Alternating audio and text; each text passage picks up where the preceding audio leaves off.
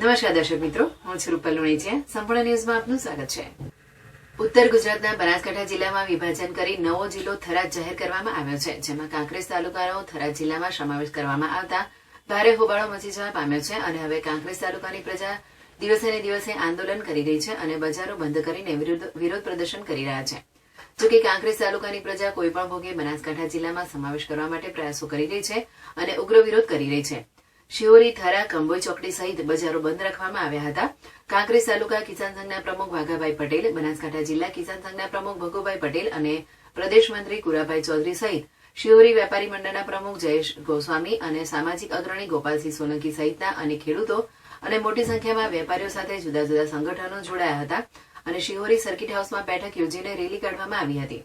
પાટણ નાણા પાસે આવેલ શ્રી વાદળી ગૌમાતાના સ્ટેચ્યુથી મેઇન બજાર થઈને સૂત્રોચ્ચાર કરી કાંકરેજ મામલતદાર કચેરીમાં આવેદનપત્ર આપ્યું હતું અને ચીમકી ઉચ્ચારી હતી, જેમાં કાંકરેજ તાલુકાને બનાસકાંઠા જિલ્લામાં સમાવેશ કરવામાં નહીં આવે તો ઉગ્ર વિરોધ પ્રદર્શન કરી મોટું આંદોલન કરવામાં આવશે.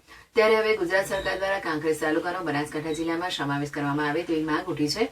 જોકે કાંકરેજ તાલુકાની પ્રજા માટે બનાસ નદી અને કાંકરેજી ગાય એ આગવી ઓળખ છે. કાંકરેજ તાલુકાનું સોમાન અને કાંકરેજની જીવાદોરી ગણાતી બનાસ નદી સાથે જોડાયેલ ગૌમાતા, જેને રાષ્ટ્રમાતા તરીકે ઓળખવામાં આવે છે, ત્યારે કાંકરેજ તાલુકાને બનાસકાંઠા જિલ્લામાં સમાવેશ કરવામાં આવે તેવી માંગ ઉઠી છે.